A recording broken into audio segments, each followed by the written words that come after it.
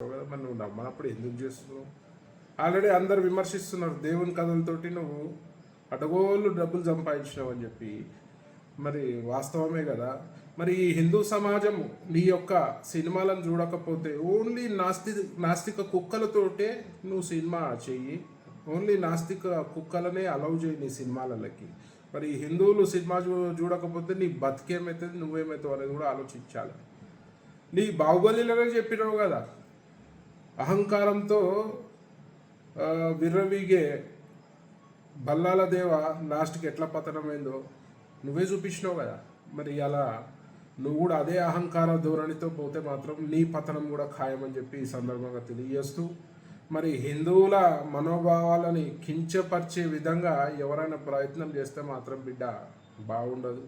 మరి దానికి చాలా రకాలుగా నువ్వు సమస్యను ఎదుర్కోవాల్సి వస్తుందని చెప్పి సందర్భంగా తెలియజేస్తూ, మరి వెంటనే నువ్వు హిందూ సమాజానికి క్షమాపణ చెప్పాల్సిన తరుణం ఇది.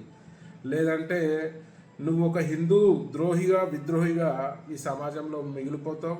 నీ ఎంత టాలెంట్ ఉన్నా కూడా పని చేయదు. ఎందుకంటే ఒకసారి హిందూ సమాజం విద్వేషిస్తే నీ బ్రతుకు హీరో నుంచి జీరో అవుతుందని ఈ సందర్భంగా తెలియజేస్తూ వెంటనే నువ్వు క్షమాపణ చెప్పాలని చెప్పి నేను డిమాండ్ చేస్తున్నా.